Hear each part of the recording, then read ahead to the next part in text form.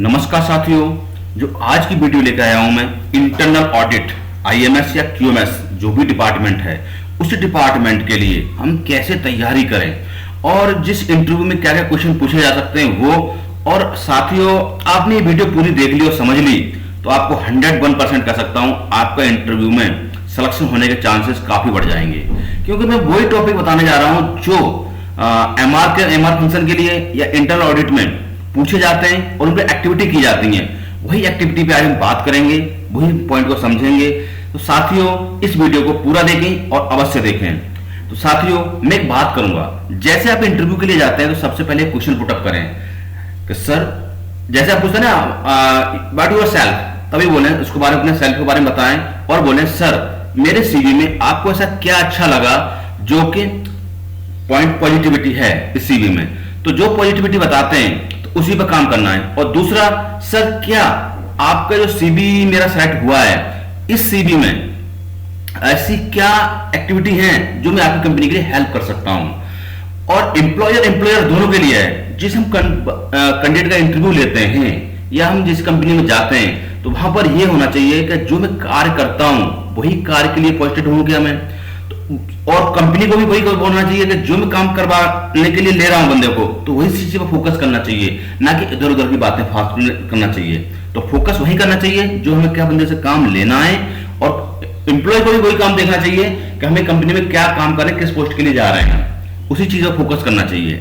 तो ये सारी एक्टिविटी है। तो और भी मैं एक्टिविटी बता रहा हूं आपको साथियों। तो उससे पहले बताता हूं मैं आपको, ये कुछ हमारी सर्विसेज हैं। ये सर्विस है हमारी, ये सर्विस लेना चाहते हो तो मेरे कांटेक्ट कर सकते हैं मेरे से। अगर आपको ट्रेनिंग लेनी है तो ट्रेनिंग अटेंड कर सकते हैं। ये ट्रेनिंग है, तो ये ट्रेनिंग आपको क्यूएमएस डिपार्टमेंट के लिए बहुत इंपॉर्टेंट होने वाली है। ये सारी ट्रेनिंग है। तो ये ट्रेनिंग सारी वो ट्रेनिंग है जो कि आपसे इंटरव्यू में पूछे जाते हैं और जो इंटरव्यू एक्टिविटी होती है वो सारी ट्रेनिंग यही है। तो एक पहला क्वेश्चन बताता हूं मैं, आपसे पूछा जाएगा अभी करंट एडिशन क्या चल रहा है आईएसओ का 9001 का, और कब कब एडिशन, कौन कौन सा एडिशन आया तो ये आप बता सकते हैं। जैसे जो ये करंट एडिशन चल रहा है 5th एडिशन, ठीक है। और आईएटीएफ की बात करें तो आईएटीएफ का चल रहा है अभी 1st एडिशन हो गया है, क्योंकि 3rd एडिशन था, पहले टीएस के नाम से जाना जाता था, अब आईएसओ आईएटीएफ के नाम से जाना जाता है। तो ये सब आप बता सकते हैं। ये कुछ फुल फॉर्म है, ये फुल फॉर्म आप बता सकते हो। तो ये फुल फॉर्म है, तो ये भी आपसे पूछी जा सकती है, तो ये भी आपको पता होना चाहिए। कुछ फुल फॉर्म और भी दे रखी हैं, इनको आप स्टडी करके चले जाएं तो बेटर रहेगा। उसके बाद आपसे कुछ टर्म्स एंड डेफिनेशन पूछी जा सकती हैं। तो टर्म्स एंड डेफिनेशन आपको बारे में पता होना चाहिए, जैसे ऑडिटर क्या होता है, ऑडिटर क्या होता है, ऑडिट टीम क्या होती है, ऑडिट प्लान क्या होता है ना। ये सारी फाइंडिंग क्या होती है, ऑडिट फाइंडिंग कैसे करते हैं, ऑडिट एविडेंस बेस क्या होता है, एविडेंस क्या चाहिए, आपने ऑडिट की, आपको एविडेंस क्या सेलेक्ट किया, कैसे एविडेंस दिया, आपने डॉक्यूमेंट नंबर देखा, आपने किसी को बात की, उससे बिहेवियर देखा। काफी सारी एक्टिविटी हो सकती है आपके इंटरव्यू दौरान, देखते हैं हम। तो ये सारी चीज एक्टिविटी करते हैं हम। अब पूछते हैं टाइप्स ऑफ ऑडिट, ऑडिट कितने प्रकार की होती है। तो ऑडिट तो वैसे बेसिकली कई टाइप की होती हैं, system audit, product audit, process audit, duck audit, layer audit, layout audit, 5S audit, safety audit, बहुत सारे ऑडिट होती हैं। तो मेन फोकस करते हैं हम सिस्टम ऑडिट करते हैं। तो सिस्टम ऑडिट 3 प्रकार की होती हैं, फर्स्ट पार्टी, सेकंड पार्टी और थर्ड पार्टी ऑडिट, ठीक है। तो इनको भी डिटेल में दिया हुआ है। जो इंटरनल ऑडिट करते हैं हम, वो फर्स्ट पार्टी ऑडिट होती है, इंटरनल ऑडिट करते हैं। और सेकंड पार्टी ऑडिट जो भी आपका सप्लायर ऑडिट करने आते हैं वो, और थर्ड पार्टी ऑडिट होती है जो कि आपका जैसे सर्टिफिकेशन बॉडी होती है वो ऑडिट करती है आपकी, ठीक है। वीएसआई है, टीयूबी है, बहुत सारी एजेंसी हैं जिससे हम सर्टिफिकेट प्रोवाइड करते हैं, आईएसओ का, आईएटीएफ का, वो सारी बॉडी, या हम एक्चुअली कोई ऑडिट कराते हैं किसी पार्टी से वो। उसके बाद पूछा जाता है इंटरनल ऑडिट आप कैसे करेंगे, इंटरनल ऑडिट कैसे करेंगे आईएमएस के, क्यूएमएस की, या कोई सिस्टम ऑडिट। तो सबसे पहले क्या करेंगे, आप इसका प्रोसीजर बनाएंगे और इंटरनल ऑडिट का पूरा डिटेल्स बना लेंगे। उसके बाद आपको जो क्यूएमएस डिपार्टमेंट है आपके क्या क्या स्टैंडर्ड हैं उनको इंटीग्रेट करेंगे, जो सिस्टम है आपके उनको इंटीग्रेट करेंगे। जैसे आईएटीएफ, आईएसओ में 9001, 41, 45001, इन सबका एक स्टैंडर्ड बनाएंगे।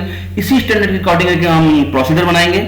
उसके बाद जो हमने प्रोसीजर बना दिया, प्रिपेयर कर दिया, अब उसके बाद हम जो भी हमारे लिस्टेड है क्वालिफाइड ऑडिटर्स हैं, जो भी हमने इंटरनल ऑडिटर का सर्टिफिकेट दिया हुआ है या ट्रेनिंग ली हुई है, उनकी सबकी लिस्ट बनाएंगे।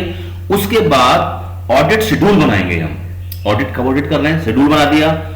फिर उसके बाद ओपनिंग मीटिंग रखेंगे, ऑडिट रिपोर्ट बनाएंगे। अब हम ऑडिट करने जा रहे हैं, ऑडिट करेंगे प्लांट में, ऑडिट करेंगे, उसकी रिपोर्ट बनाएंगे, क्या देखा हमने, क्वेश्चन आंसर किया, एक चेकशीट के अकॉर्डिंग, चेकलिस्ट के अकॉर्डिंग अपने पूरे चेक करेंगे इसको।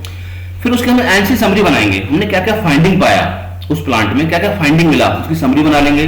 फिर क्लोजिंग मीटिंग रखेंगे हम।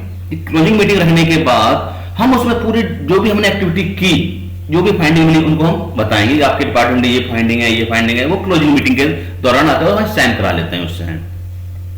उसके बाद जब हमने क्लोजिंग मीटिंग कर ली, उसके बाद जो एनसी हमने पंच की, उस एनसीज के हमने करेक्टिव एक्शन और प्रिवेंटिव एक्शन, उनके रूट कॉज, क्या रूट कॉज था, क्या करेक्टिव एक्शन है, क्या प्रिवेंटिव एक्शन है, वो फाइंड आउट करेंगे। उसके बाद हम फॉलोअप लेंगे और उसे क्लोजिंग, इसकी क्लोजिंग टारगेट डेट क्या है, कब क्लोज करेंगे, कौन रिस्पॉन्सिबिलिटी किसकी है, कौन इसको काम करेगा। तो बहुत सारी एक्टिविटी होती है, बहुत सारी एक्टिविटी समझते हैं हम। उसके बाद हम PDCA, plan do check act, एक साइकिल होता है प्लान टू चेक एक्ट, उसके अगेन हम इस एक्टिविटी को करते रहते हैं।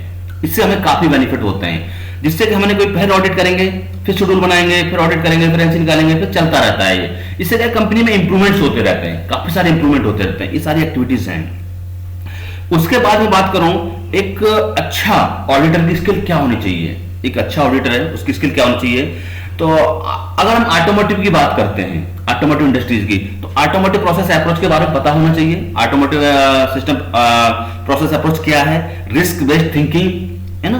तो ये कुछ है, कस्टमर स्पेसिफिक रिक्वायरमेंट, कुछ कस्टमर की रिक्वायरमेंट है वो पता होना चाहिए, ठीक है। ISO 9001 IETF के या जो भी स्टैंडर्ड हैं उन सब के बारे में पता होना चाहिए। कि ऑडिटर को अगर स्टैंडर्ड के बारे में नहीं पता होगा तो कैसे ऑडिट कर पाएगा।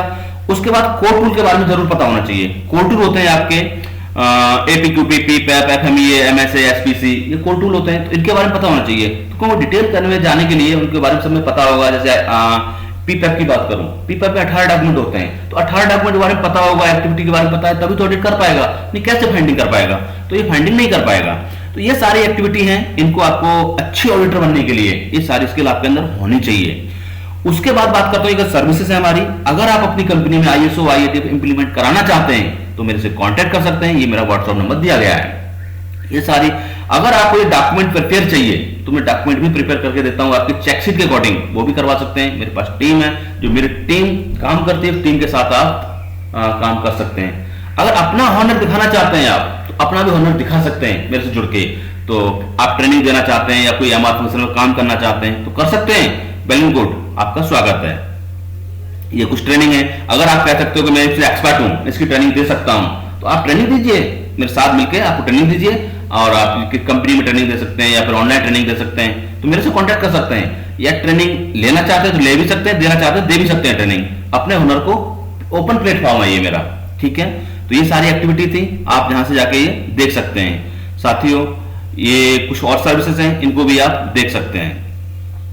साथियों, आज जो मैं बता रहा हूं, ऑनलाइन वेरिफिकेशन भी कर सकते हैं। जो मेरा सर्टिफिकेट है वो ऑनलाइन वेरिफिकेशन हो सकता है। आप अपना सर्टिफिकेट नंबर डालेंगे साइट में, वहां से जाके वेरिफिकेशन भी सर्टिफिकेट कर सकते हैं, वो भी सुविधा अवेलेबल है। तो ये काफी सारी एक्टिविटी हैं। अब मैं बात करता हूं क्वालिटी ऑब्जेक्टिव के। ऐसे QMS के ऑब्जेक्टिव क्या होते हैं, तो ये QMS के ऑब्जेक्टिव हैं, इनको आप पढ़ के जाएंगे, इनको बताएंगे तो आपको काफी इंप्रूवमेंट्स होगा। उसके बाद बात करता हूं मैं IMS डिपार्टमेंट के कॉमन वर्क क्या होते हैं। कॉमन वर्क क्या होता है, क्या एक्टिविटी क्या होती है, डॉक्यूमेंट कंट्रोल करना, है ना। अगर ये एक्टिविटी भी आप याद कर लेते हैं, इसमें भी काम कर लेते हैं, तो मैं 101% कहता हूं आपका सिलेक्शन पक्का है QMS डिपार्टमेंट में। क्योंकि देखो यही एक्टिविटी होती है, अगर आपने इसमें महारत हासिल कर लिया तो आप किसी भी कंपनी में आके कह सकते हो कि मेरे सर ये आता है और मैं अपने ये सैलरी एक्सेप्ट करता हूं। अगर उस कंपनी में आपको जरूरत है तो सैलरी देगी और आपको अच्छा ग्रोथ मिलेगा। देखो इंटरनल ऑडिट करना, ये सारी चीजें हैं आपका, है ना। मैनेजमेंट रिव्यू मीटिंग करना, डॉक्यूमेंट रिकॉर्ड करना, ये सारी एक्टिविटीज हैं। तो ये कुछ डिफरेंट दे रखा है, तो ये भी आप पढ़ सकते हैं। इसके बेनिफिट क्या है QMS ऑडिट के, ये सारे बेनिफिट है। तो ये डेमो टाइप की क्लास थी, तो ये डेमो क्लास बना रखी थी मैंने। अगर आप सर्टिफिकेट कंट्रोल करना चाहते हो तो कैसे सर्टिफिकेट कंट्रोल करते हो वो पूरी डिटेल्स बताता हूं मैं। तो ये सारी एक्टिविटी थी, ये आप देख सकते हैं। अब क्वालिटी पॉलिसी कैसे बनाते थे, क्वालिटी पॉलिसी दे रखी है। तो ये क्वालिटी पॉलिसी यहाँ पे भी देख सकते, लगा सकते हो। ये क्वालिटी पॉलिसी हो गई, QMS पॉलिसी हो गई। इस प्रकार से ये डिपार्टमेंटल है, तो इस किसी डिपार्टमेंट का आपको कोई चेकिंग शीट चाहिए, इंटरनल ऑडिट चेक शीट चाहिए, वो भी मेरे से अटेंड कर सकते हैं। तो साथियों, ये सब मैं बताई दी आपको। एनसी कैसे प्रोड्यूस करते हैं, एनसी कैसे फाइंडिंग करेंगे, तो आपको एनसी फाइंडिंग करने का तरीका बताता हूं, कैसे एनसी फाइंडिंग कर सकते हैं। और आप कैसे एनसी रोक सकते हैं, वो भी एक्टिविटीज मैं पूरे सिखाता हूं, एक्टिविटी कराता हूं, तो मेरे साथ ज्वाइन हो सकते हैं। साथ ही मैं बात करूं जैसे कि एग्जांपल स्पेसिफिकेशन है 100 प्लस माइनस 5 डिग्री का, तो अगर आपका 90 और 110 टेम्परेचर आते हैं तो ये आउट ऑफ रेंज आते हैं, जो अपर स्पेसिफिक लिमिट और लोअर स्पेसिफिक लिमिट से बाहर चले जाते हैं। तो इन पे भी आपको एनसी दे सकते हो क्योंकि ये स्पेसिफिकेशन मीट नहीं हो रहे हैं आपके, जो आपका टारगेट था उसके अगेंस्ट नहीं है, तो भी एक एनसी फाइंडिंग है क्योंकि ये ऑब्जर्वेशन आपका सही नहीं आ रहा है। तो इसी टाइप से बहुत सारे एग्जांपल हैं मेरे पास, मैं आपको ट्रेनिंग देता हूं। तो ये छोटी सी वीडियो थी, आपको कैसी लगी कमेंट करके जरूर बता सकते हैं। साथियों अगर आपने ये वीडियो देख ली पूरी तो आपको 101% कहता हूं, अगर इस पे आपने काम कर लिया तो आपका सिलेक्शन 101% पक्का है। Okay, thank you.